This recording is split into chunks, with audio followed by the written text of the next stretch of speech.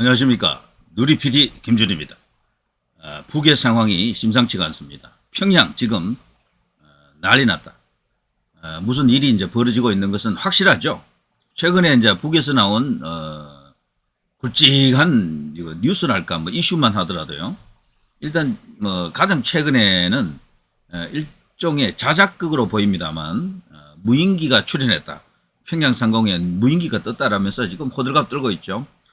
그야말로 난리 난 것처럼 떠들고 있는데요. 지금 이거 국내에서도요, 전문가들 간에도 이 의견이 엇갈립니다. 북의 자작극이다라고 하는 어떤 그런 입장도 있지만, 북의 자작극으로 보이지 않는다라고 하는 그런 주장도 있어요. 근데 저는 자작극에 무게를 싣고 있습니다. 아무리 봐도 우리 군에서 설령 보냈다 할지라도 이번에 발견된 그 사진에 나타난 그것은 우리 군에서 보낸 것 같지가 않습니다. 일단 기본적으로 형체가 다르고요. 모양이 좀 다르다라고 생각합니다. 우리 군에도 분명히 보냈을 겁니다. 들키지 않고. 그러니까 저들이 포착을 못한 거죠. 지금 평양 발칵 뒤집어졌을 겁니다. 우리 무인기가 그들이 레이더망에 걸리지 않고 평양 상공에 갔다라고 하는 것은 김일성, 김정일, 김정은으로 이어지는 이 3대 체제를 언제든 끝낼 수 있다는 그런 가능성, 그 자신감이죠. 참수작전 들어가면 바로 아웃시킬 수가 있습니다. 거기다가 우리는 그야말로 어마어마한 벙커버스터 있지 않습니까? 현무5, 지금 현무6도 지금 개발한다 그러는데 벙커버스터로는요, 현무4만 해도 충분하다라는 의견도 있습니다. 거기에 현무5까지. 자, 이런 어떤 뉴스가 하나 떴어요. 어쨌거나 무인기 때문에 지금 발칵이잖아요. 거기다가 요 앞에 이제 최근에 나왔던 큰 뉴스들은 각자 살자, 이제 적대적 이익국가, 북은 북대로 남은 남대로 살자는 게 이제 김정은의 말 아닙니까? 그러면서 모든 교류와 모든 접근, 모든 어떤 서로 간의 만남을 차단합니다. 심지어는 군사분계선에 뭐 장막을 친다 할까요? 만리장성 같은 그런 어떤 이렇게 사람들이 이제 넘지 못하는 어떤 벽을 지금 친다 그러죠. 뭐 두고 볼 일입니다만 뭐 몇몇 지점부터 먼저 하겠죠. 그러면서 지금 북이 완전히 남쪽으로부터 가는 모든 것을 차단하고 있다. 남쪽에서 올라가는 특히 이제 K 콘텐츠 차단에 혈안이 되어 있다 그러죠. K 콘텐츠라는 게 뭐겠습니까? 드라마, 뭐 이 K-팝, K 뭐 의상, K 패션이죠. 뭐 등등 여러 가지 이제 한국이 만든 세계 속의 한국을 알리는, 세계 속에 이제 먹히는, 세계가 알아주는 K 이제 콘텐츠들이 많이 있습니다. 그런 것들을 올라가는 걸 극도로 경계하고 이제 막고 있죠. 그걸 이제 만지거나 소장하거나 유포하거나 보거나 뭐 듣거나 하게 되면 그냥 뭐 잡혀갑니다. 아주 무거운 벌을 준다 그러죠. 그러면서 그것도 예전에 없던 일입니다. 원래 북은요, 그들의 제일 목표가 이 남반부 척화입니다. 뭐 자기들 표현으로는 평화통일이죠. 사실 평화통일이 아니고 무력통일이겠죠. 자, 어쨌거나 그 통일이 지상 목표잖아요. 그런데 어느 순간부터 통일의 통짜도 지금 끄집어내지 못하고 있어요. 북한에서 통일을 공식적으로 포기했다. 이제 통일 안 한다. 따로 살자. 이건데 말이죠. 이것도 놀라운 변화 아닙니까? 그런데 우리 남쪽에 있는, 우리 남한에 있는, 뭐 남한이라는 표현이 좀 어색합니까? 우리 한국에 있는, 대한민국에 있는 사람들 중에도 통일 필요 없어라고 하는 사람들 많잖아요, 요새. 젊은 층은 통일 원하지 않아, 사실은. 거의 한 80% 될 거요. 자, 이런 식으로 가면은 진짜 통일은 안 될 수도 있겠어요. 사람의 힘으로는 통일이 안 된다. 사람의 힘으로는. 그렇다고 통일이 안 되는 게 아니에요. 독일 통일되는 거 보십시오. 그거 뭐 사람이 했다고 할 수 있습니까? 하늘이 했다라고 봅니다, 저는.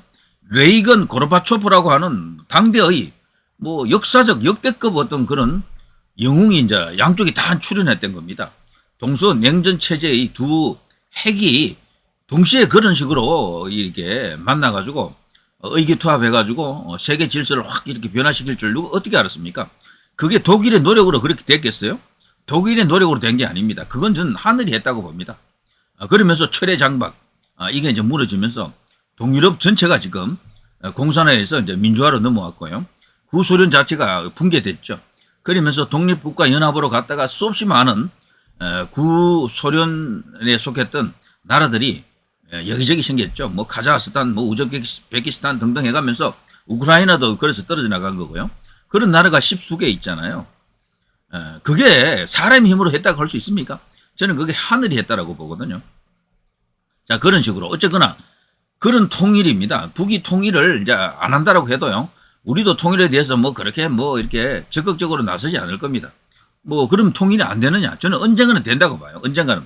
그게 바로 이제 하늘이 할 것이다. 이제 이렇게 보고요. 좌우지간 북이 그런 식으로 변화를 겪고 있고요. 엄청난 변화죠. 이거는 과거에 없던 변화입니다. 거기에 이제 근자에 와가지고 충격적인 뉴스 중에 하나가 바로 북과 러시아의 아주 밀착이죠. 원래 북은 중국과 이렇게 한 몸처럼 이렇게 굴었는데 요즘은 중국하고는 멀어요. 상당히 좀 소원한 관계다 할까? 중국이 지금 엄청나게 지금 북에 대해서 열받아 있죠. 스트레스 받아가지고요. 북에 대해서 굉장히 뭐랄까 냉소적인 그리고 비우호적인 태도로 나간다고 합니다. 그래서 북과 중국의 관계가 사실 여러 가지로 삐걱거리는 게 많이 포착되고 있는데요. 상대적으로 북은 지금 러시아 쪽으로 쫙 붙어 있죠. 러우 전쟁, 러시아 우크라이나 전쟁이 결국 그렇게 만든 것이다. 전쟁이 장기화되면서 이 포탄이 태부족하네. 근데 북이 말이죠. 어마어마하게 많은 포탄을 갖고 있는 나라입니다. 지구상에서 가장 많은 포탄 예비율을 갖고 있는 나라, 포탄을 많이 갖고 있는 나라가 북이에요. 북한입니다. 북한은 써먹지도 못하는 포탄을 그렇게 많이 갖고 있던 거예요. 그거를 그냥 뭐 잘 된 거지. 자기들이 어제 쓰지도 않는 걸 그냥 러시아에 어마어마하게 이번에 이제 보냈던 거죠. 그러면서 급격하게 이제 가까워졌습니다. 그러면서요. 요즘 또 나온 이야기가 북이 포탄만 보낸 게 아니고 병력도 파병했다. 병력도 보냈다라는 뉴스가 충격적인 뉴스가 이게 원래 카드라가 있었거든요. 그런데 이게 공식적으로 뉴스로 나오지는 않았었어요. 뭐 그런 수근거림이 있었죠. 드디어 이제 이 북이 병력을 파견했다라는 뉴스가 이렇게 나옵니다. 이 보도 매체에 따라서요 3,000명을 말하기도 하고 10,000명을 말하기도 합니다. 10,000명이면 뭐 대단하잖아요. 거의 사단 규모 아닙니까?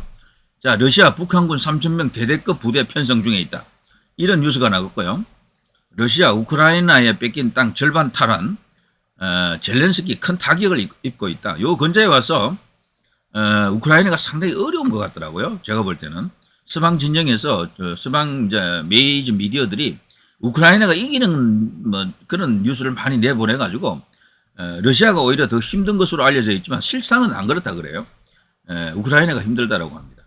자, 미국, 북한, 러시아 위에 우크라이나 파병 보도에 대해서 우려를 하고 있다. 사실 확인은 불가하다. 러시아 북러 조약 비준 절차 돌입. 자, 이렇게 되면요, 북한과 러시아가 한미 동맹에 버금가는 어떤 그런 동맹 체제가 될 가능성도 커요. 이렇게 되면은 북이 사실 이걸 원하고 있는 거죠. 그러면서 군사적 지원을 엄청나게 지금 요구를 할 겁니다. 그걸 과연 푸틴이 허용할지는 알 수가 없지만요. 그 대가로 지금 이렇게 이제 병력을 파병하는 거죠. 지금 푸틴이 가장 애로를 겪고 있는 게 이 포탄의 이제 포탄의 부족, 그리고 미사일의 부족, 갖고 있는 거 다 써버린 거야. 그러니까 새로 이렇게 만들자니 시간이 걸리는 거예요. 그리고 또 일부 또 이렇게 원료가 또 이렇게 조달이 안 되는 수도 있고, 이때 북한이 그냥 뭐 적시에 제공을 해준 거죠. 그러니까 지금 엄청나게 둘이 입장이 서로 맞아 떨어졌다. 그래서 이 이제 상태에서 뭐 외교 관계가 잘만 풀리면은 북한과 러시아가 말이죠 어마어마하게 정말 가까운 사이가 될 수도 있겠죠. 이럴 때 한반도 정세에 미치는 파장이라는 게 분명히 있을 겁니다. 자, 그리고요 러시아 북한군 3,000명 대대급 부대 편성 중에 있다. 이런 게 있죠. 이미 18명 탈영 주장도 있었다. 우크라이나 매체가 보도했다. 이거 우리나라와 미국이 급격하게 가까워진 것은요, 딴 게 아닙니다. 월남전 때 우리 어쨌거나 박정희 대통령이 파병을 했잖아요. 그때부터 아마하게 미국과 관계가 좋아졌습니다. 그리고 미국도 이 세계 전쟁을 이제 수행하자면요, 자신들만의 이 군사력으로는 어려워요. 특히 다른 건 되는데, 무기는 되는데, 화력은 되는데, 병력은 이게 별개 문제예요. 미국 내부의 어떤 그 여론 이런 것 때문이라도 군인들이 미군들이 막 죽어나가는 걸 그걸 이렇게 견뎌낼 수가 없어요. 그러니까 이 동맹 중에 같이 파병할 수 있는 나라를 절실히 원하는 게 미국이고요. 러시아도 사실 마찬가지입니다. 러시아 여기 지금 들어가 있는 외국의 용병들 일부 있었죠. 용병은 원래 있었는데요. 여기에 지금 북한까지도 지금 개입을 하는 거죠. 용병이라기보다는 여기는 뭐 정식으로 실질적인 동맹 체제 하에서 병력을 파병하는 그런 식이 될 겁니다. 인도에서도 갔어요. 인도에서도. 일부 갔고요. 이란에서도 일부 간 것으로 뭐 알려져 있기는 있는데 그런 식으로 지금 러시아 자체적으로 군병력이 문제가 있는 거예요. 군병력이. 미국은 더해요. 미국은 전쟁이 일어나면 제일 문제가 병력을 모으는 게 제일 어렵습니다. 때문에 자체적으로 어떤 병력을 조달할 수 없을 때는 어쨌거나 동맹이라든가 우방국 아니면 용병이라도 싸워야 되는 거죠. 근데 그런 것이 이 북한이 이제 그걸 해결해 주고 있다. 사실 여기에 말이죠. 1차 분으로 3,000명이든 뭐 10,000명이든 이런 식으로 가게 되면요. 여기도 나와 있잖아요. 김용현 국방장관은 지난 8일 국정감사에서 러시아와 북한이 거의 군사 동맹에 버금가는 상호 협약을 맺고 있기 때문에 파병할 가능성이 매우 높다. 저는 개인적으로요. 이 중국이 상당히 이렇게 회방을 놓겠지만 결국은 김정은이가요. 이 러시아 푸틴하고 이 둘이 손을 잡고 동맹 체제로 갈 것으로 봅니다. 동맹이라는 게 뭡니까? 침략을 당하면 바로 이렇게 자동으로 개입하게 돼 있어요. 이렇게 되면 인간의 힘으로는 통일이 어렵다고 봐야죠. 그래서 이건 하늘만이 할 수 있다라고 저는 그렇게 봅니다. 나중에 저 러시아도 분명히 변할 거예요. 그런 시대가 이제 오겠죠. 자, 이런 식으로 이런 뉴스가 지금 나오고 있습니다. 이게 어마어마한 변화 아닙니까? 어마어마한 변화. 자, 이런 뉴스가 있는가 하면요. 거기는 3,000명이잖아요. 여기는 1만 명입니다. 북한, 러시아의 1만 명 파병. 전쟁으로 외화벌이 본격화. 자, 이런 식으로. 이 둘의 이제 의도, 속셈이 서로 같은 것도 있고 조금 다른 것도 있는데요. 분명한 것은 푸틴은 이 김정은에게 원하는 게 포탄하고요. 미사일도 일부 가져갔습니다. 많이 가져갔어요. 성능이 떨어지더라도 좌우지간 미사일 다 달라 그랬어. 미사일과 포탄이 많이 넘어갔고 몰래 그런 것들이 위성에서 찍힌 게 많이 있죠. 어마어마하게 긴 어떤 기차들이 특정한 시기에 많이 러시아 쪽으로 갔다라고 지금 알려져 있습니다. 결국 포탄하고 미사일이 갔고요. 그리고 푸틴이 원하는 건 딴 거 없습니다. 병력을 보내달라 이겁니다. 병력. 지금 푸틴이 제일 지금 힘든 게 병력의 부족이에요. 러시아가 땅은 크고 나라는 커도 인구가 1억 5천도 채 안 돼요. 그래서 군병력을 뭐 계속해서 무한 이렇게 뽑아낼 수가 없습니다. 뭔가 이렇게 외부에서 용병을 이제 필요한 그런 상황이 왔죠. 근데 용병에게는 돈을 줘야 되잖아요. 돈을. 근데 이 파병은 돈을 주는 게 아니에요. 사실 뭐 그냥 장사하듯이 하는 게 아니고 서로 간에 거래를 하는 거죠. 큰 거래를 하는 거죠. 동맹체제로 가면서. 그래서 지금 그걸 할 수 있는 유일한 나라가 중국은 이런 거 안 하거든요. 미국을 의식하기도 하지만 중국은 중국 나름으로 러시아하고 가장 친한 듯 해도 독자적인 목소리를 갖고 있잖아요. 그리고 내가 최고다라는 그런 의식이 있기 때문에 러시아를 전폭적으로 지지하거나 지원하지 않습니다. 결국에는 이걸 할 수 있는 나라가 북한밖에 없어요. 북한이 그래서 3,000명이 되든 10,000명이 되든 이런 식이 되면 나중에 이 단위가 북한은 딴 거 몰라도 이 쪽수는 많잖아요. 군병력이 얼마나 많습니까? 100만이잖아요. 100만. 우리는 지금 50만까지 떨어졌지만 여긴 100만도 넘어요 사실. 그중에서 한 10만 내지 5만 정도 빼줄 수가 있는 거야. 10만까지 안 가도 됩니다. 한 5만 명 정도만요. 저 러시아 우크라이나 전쟁 거기에 투입이 돼도 전황이 완전히 이게 바뀔 겁니다. 그렇게 되면요. 저쪽에 나토에서도 진짜 그 파병을 하지 않으면 견디지 못할 거요. 근데 나토에서 파병을 하느냐? 저는 안 한다고 보거든. 옛날에 저기 월남전이라든가 우리 6.25 사변 때 그때 파병했던 것과는 다릅니다. 이 전쟁을 지금 끝내려고 하는 게 지금 나토의 움직임, 미국의 움직임인데 파병하겠어요? 결국에는요, 이 둘의 이제 죽이 맞아 떨어지는 것이다. 그리고 또 하나 이제 푸틴이 여기 김정은에게 기대하는 것은 부동항이겠죠. 물론 블라디보스톡도 부동항으로 볼 수가 있지만 조금 더 남쪽으로 나왔어요. 뭔가 이렇게 안정적인 어떤 그런 항구를 또 원합니다. 그런 게 지금 여기 속셈에 깔려 있고 대신에 이 김정은은 뭘 바라느냐? 김정은은 뭐 뻔하죠. 뭐 김정은은 뻔한 게 뭐겠습니까? 일단 핵잠수함입니다. 핵잠수함. 핵잠수함이라는 게 뭡니까? 일단 물속에 한번 들어가면은 안 보이는 거예요. 이거는 6개월 정도 뭐 사라졌다 생각하시면 틀림없습니다. 그놈이 어디 가 있는지 모른다니까. 어마어마한 부담이고 우리한테는 위협이 됩니다. 우리도 핵잠이 없어요. 우리나라에도 지금 가장 필요한 게 항공모함이 아니고 핵잠이거든요. 근데 미국이 그걸 허용을 안 해요. 미국은 I5라고 미국, 캐나다, 영국, 호주, 뉴질랜드 요 영어권 5개국이 있잖아요. 여기에는 핵잠을 허용해요. 근데 우리에게는 허용 안 합니다. 아직. 우리가 필요한 핵잠을 저들이 먼저 가질 수도 있어요. 이런 식이면은 핵잠을 원합니다. 그리고 또 하나 초음속 미사일입니다. 초음속 미사일. 어마어마하게 이렇게 빠르기 때문에 요격하기가 힘든 초음속 미사일이 있습니다. 그게 이제 3M22 지로콘 혹은 7호콘이라고 이제 발음되는데요. 이거를 지금 러시아가 개발했잖아요. 극초음속 순항 미사일입니다. 지대지, 지대함, 함대함, 공대함, 잠대함 등 다용도로 쓰입니다. 이게 만일에 북한에 넘어가게 되면 어마어마한 이게 이제 공격력이 되겠죠. 굳이 핵무기를 쓰지 않아도 돼. 이런 거 갖고 있으면은. 장사정포 위력하고는 비교도 안 됩니다. 장사정포는 쪽수는 많아도요. 사실 그거는 좀 그렇잖아요. 근데 이거 극초음속 미사일 이런 게 이제 러시아가 만일에 북에게 뭐 제공한다? 와, 이거 정말 뒤집어지는 거죠. 그리고 또 하나 최신의 전투기입니다. 북한은 지금 최신의 전투기를 못 갖고 있어요. 그래서 공중전은요, 우리하고는 게임이 안 됩니다. 공중전 들어갔다 그러면은 북이 200대 떠도 우리가 10대만 떠도 다 이겨요. 저기 저 비행기들은 고철덩어리나 다름없다. 근데 이 이제 김정은이가 항상 그걸 알고 있죠. 여기서 이제 원하는 게 바로 최신의 전투기로 알려져 있는 수호이 57, SU-57입니다. 이거는 러시아발 일종의 스텔스기죠. 미국의 F-35에 이렇게 이제 이렇게 비견되는 그 이제 최신의 전투기인데요. 엄청난 어떤 성능을 갖고 있다 그러죠. 이거를 지금 북이 원하는 겁니다. 자, 잠수함도 갖고 핵잠수함, 최신의 전투기도 갖고 거기다가 극초음속 미사일도 가져버리면은 우리로서는 어떻게 됩니까? 북에 대한 어떤 안보 위협이 훨씬 더 커지겠죠. 거기에 이제 북이 또 하나 원하는 거는 기름입니다. 기름. 북은 기름이 안 나잖아요. 제일 지금 절실한 게 기름이죠. 기름을 중국으로부터 많이 받았는데 그동안 사실 기름이라든가 천연가스 같은 거는 러시아가 진짜잖아요. 세계 최대의 그 가스 생산 국가가 러시아고요. 그리고 기름만 하더라도 세계 3대 산유량 중에 하나가 러시아입니다. 북이 거기서 파이프라인만 하나 잘 꽂아버리면 뭐 그냥 게임 아웃이야. 어마어마한 이익이 여기에 있는 거예요. 사실 중국이 줄 수 있는 것보다도 러시아가 줄 수 있는 게 더 커요.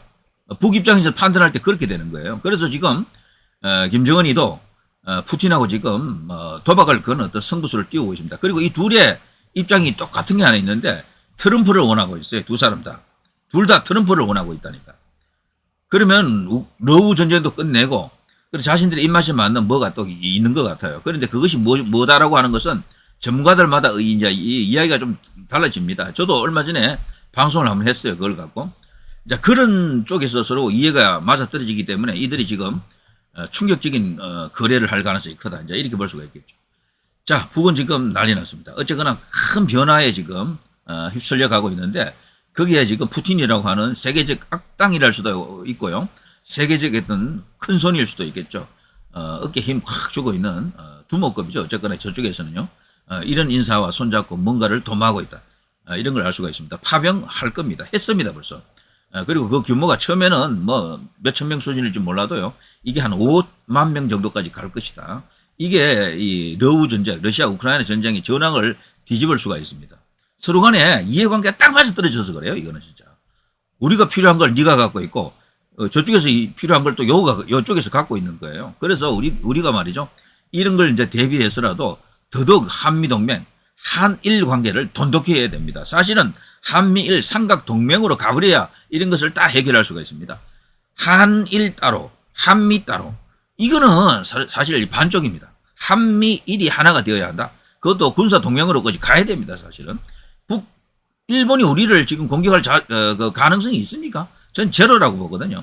무력 수준도 그렇지만 그리고 자유민주주의 국가끼리 싸움을 합니까 안 합니까? 전쟁을. 그 나라에서 찬성하겠어요? 일본 국민들이? 일본 언론들이 찬성하겠어요? 일본 국회에서 그게 비준이 되겠습니까? 동의가 되겠어요? 어림도 없는 이야기입니다. 우리가 지금 견제해야 될 나라는 북과 손을 잡은 러시아 그리고 중국 이런 나라지 이 오른쪽에 있지는 않습니다. 자, 누리 PD 김준이었습니다.